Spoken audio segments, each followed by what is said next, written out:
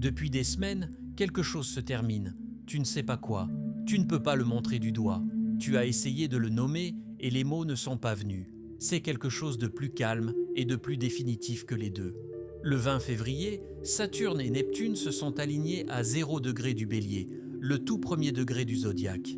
Ces deux planètes se rejoignent une fois tous les 36 ans. La dernière fois, 1989.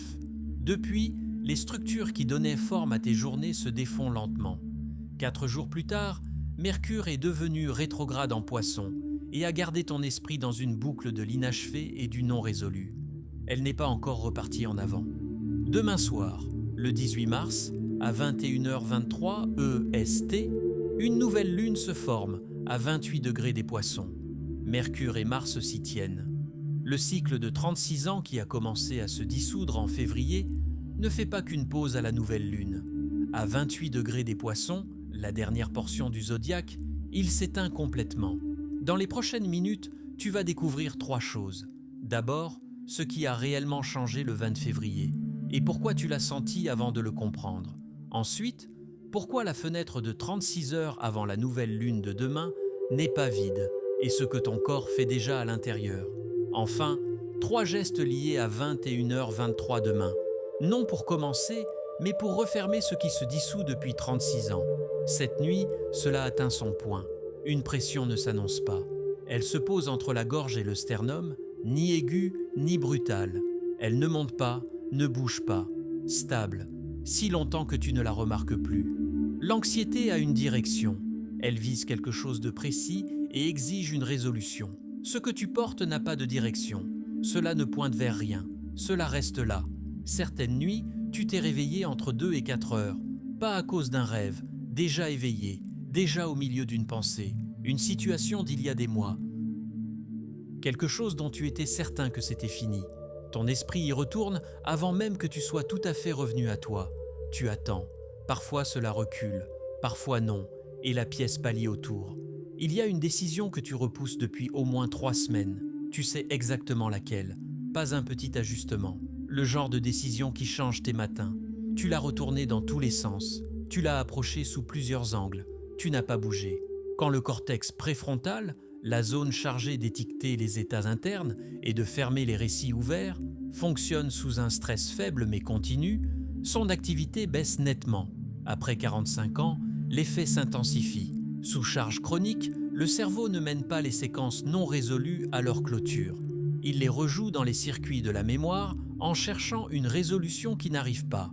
La pensée qui revient à 3 heures du matin sans prévenir, la décision qui n'atteint jamais sa fin, ce sont des schémas neurobiologiques documentés.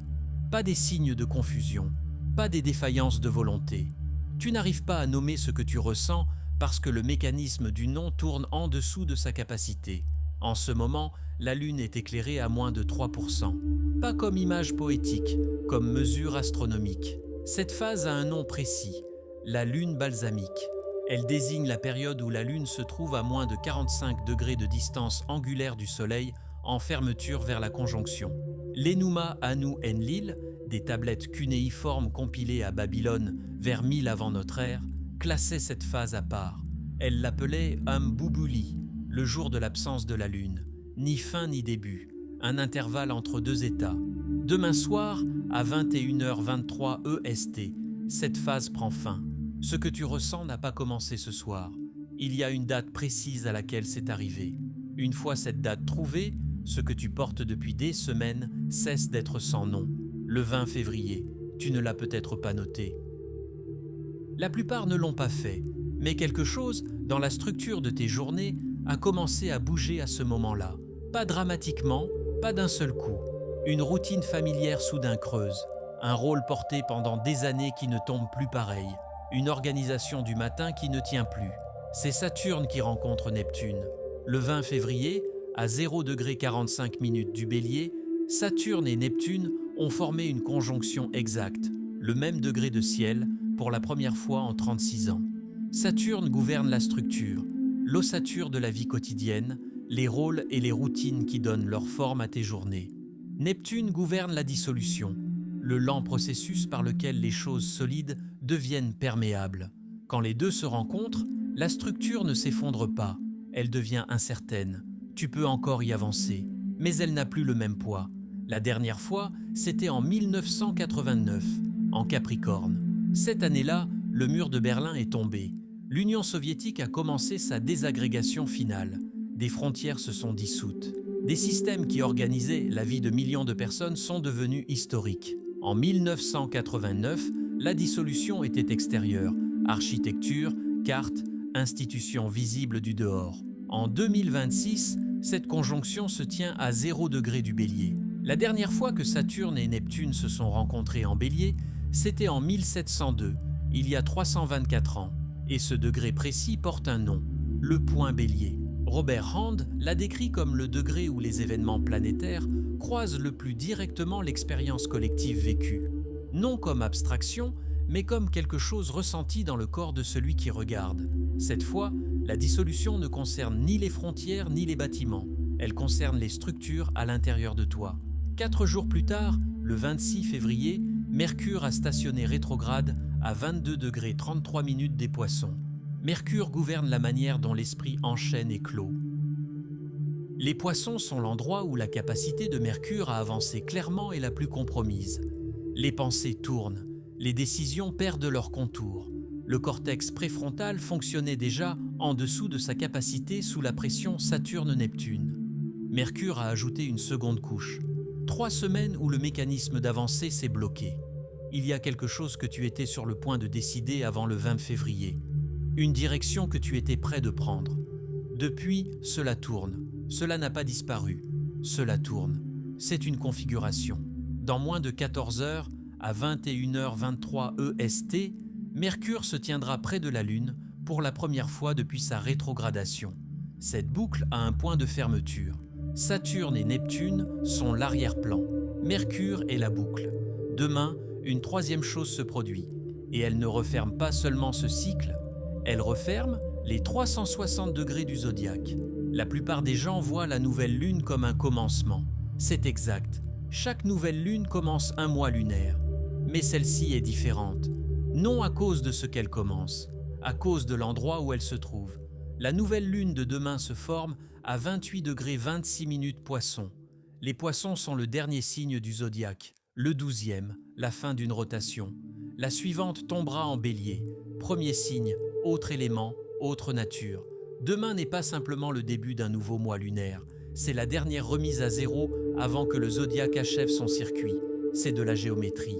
En ce moment, la Lune avance vers ce point à environ 1/2 degré par heure. La distance entre sa position actuelle et 28 degrés 26 minutes Poisson diminue. L'Enuma Anu Enlil, tablette cunéiforme compilée à Babylone vers 1000 avant notre ère, relevait des présages distincts pour les derniers degrés de chaque signe zodiacal. Les degrés 28 et 29 y sont décrits comme l'espace où l'ancienne qualité est partie et la nouvelle pas encore arrivée. Ils appelaient cela le seuil 100 mètres. Pas une transition, un vide, mais ce n'est pas le degré qui rend demain inhabituel. À 21h23 EST, 3 corps occuperont simultanément la même région du ciel. La Lune, Mercure rétrograde et Mars. Mars en Poisson est en débilité classique, la position où sa nature essentielle opère de la façon la plus compromise. Mars gouverne la volonté et l'élan. En Poisson, cette volonté perd son appui, elle pousse sans trouver de sol. Tu l'as senti, non pas l'incertitude sur ce qu'il faut faire, mais l'incapacité à avancer vers cela. Mercure, encore rétrograde, porte la boucle de 3 semaines de tout ce qui reste non résolu. La Lune les rassemble toutes deux à l'instant exact du noir. 3 corps mesurables à une même coordonnée. La dernière fois qu'une conjonction Saturne-Neptune était active en même temps qu'une nouvelle Lune en Poisson, cela ne s'est pas produit en 1989. Le 7 mars de cette année-là, une nouvelle Lune en Poisson a bien eu lieu. Mais Saturne et Neptune étaient en Capricorne, loin du point Bélier. La configuration présente n'a pas d'équivalent vivant. D'ici au sommeil, la Lune sera déjà dans ce seuil. La fenêtre avant 21h23 demain n'est pas vide. Ton corps fait déjà quelque chose à l'intérieur, même si tu ne l'as pas encore nommé. Entre maintenant et 21h23 demain, il y a 36 heures. 4 signes sentent cela tomber, en ce moment, dans une zone précise de leur vie. Sinon, un point précis de ton thème s'y referme. 4 signes le sentent plus directement. Non parce qu'ils ont été choisis, à cause de la géométrie. Quand une nouvelle lune se forme à 28 degrés des Poissons, elle active automatiquement la croix mutable. Les 4 signes qui se tiennent en relation exacte de 90 et 180 degrés avec ce point. Conjonction, opposition, carré, si ton soleil, ta lune ou ton ascendant est dans l'un de ces 4 signes, la pression que tu portes a une adresse précise dans ta vie. Poisson. La nouvelle lune tombe dans ta première maison. Corps, identité, définition de soi. Ce qui se dissout n'est pas une circonstance, c'est une version de toi. Le rôle qui donnait sa forme à tes journées, partenaires, professionnels, parents, bouge.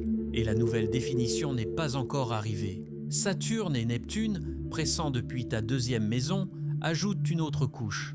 Non seulement qui tu es, mais sur quoi tu tiens. La question sous la pression n'est pas quoi faire ensuite. C'est qui le fait. Vierge, l'opposition.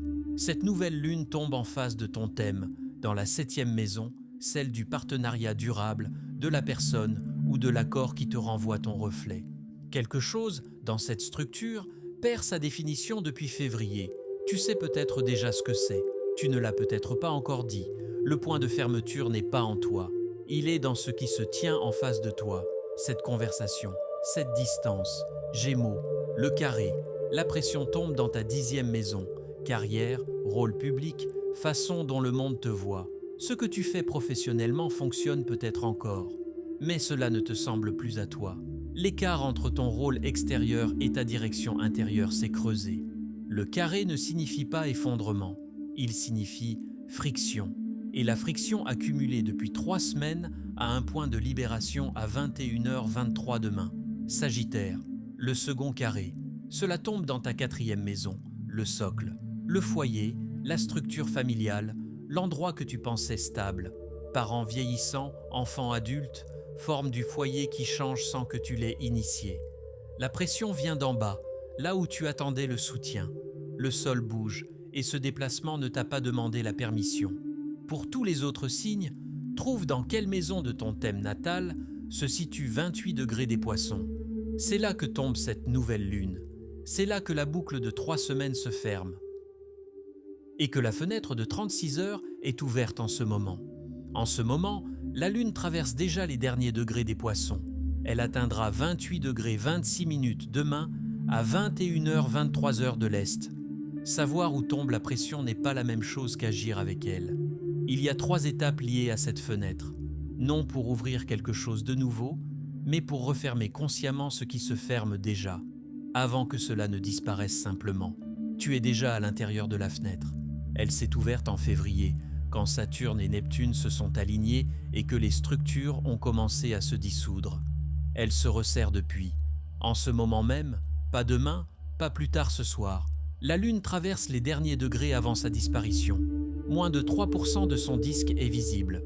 Ce n'est pas un seuil poétique, c'est un minimum mesurable dans un cycle plus ancien que toute mémoire vivante. La phase de lune balsamique, cette géométrie précise d'une lune située à moins de 45 degrés du Soleil, affecte la biologie circadienne par un mécanisme qui n'a rien à voir avec la croyance. Avant le numérique, la lumière lunaire régulait l'exposition nocturne. À éclairement minimal, la mélatonine est influencée par le changement de lumière ambiante. Le corps enregistre la baisse. Le sommeil devient plus léger. Le seuil entre veille et rêve s'amincit. Si tu t'es réveillé entre 2 et 4 heures du matin avec une pensée déjà en mouvement, c'est aussi pour cela. Après 50 ans, le taux de cortisol baisse nettement après minuit, retirant le tampon qui empêche le réseau par défaut du cerveau de faire tourner l'inachevé. Le cortex préfrontal, déjà sous-capacitaire, perd sa capacité à inhiber la répétition. L'hippocampe revient aux séquences inachevées avec une intensité accrue précisément au moment où la stimulation extérieure est la plus faible. La lune balsamique est un silence astronomique, et ton cerveau y répond. Les tablettes de l'Enuma Anu Enlil, série 70, compilée sur plusieurs siècles à Babylone, ne décrivaient pas la phase Umbubuli comme un temps d'action ou de décision. Les astronomes babyloniens observaient que les décisions prises dans cette fenêtre étaient souvent reconsidérées après la nouvelle lune. Leurs consignes n'étaient pas mystiques, Durant cette phase, note ce qui reste ouvert. Ne force pas la clôture. Laisse la fermeture devenir visible. Mars en Poisson, sa débilité classique, fonctionne selon la même logique. Un Mars efficace en Poisson n'est pas le Mars qui pousse, c'est le Mars qui s'arrête. La volonté qui agit ici n'est pas la force, c'est l'acte de déposer quelque chose. La fenêtre ouverte quand Saturne et Neptune se sont alignés en février se ferme demain à 21h-23h de l'Est. Pas au figuré. La Lune sera exactement à 28°26' des Poissons. C'est une coordonnée précise, mesurable. Tu es maintenant dans les dernières heures de cette fenêtre. Il y a 3 actions liées à un moment précis entre maintenant et 21h23.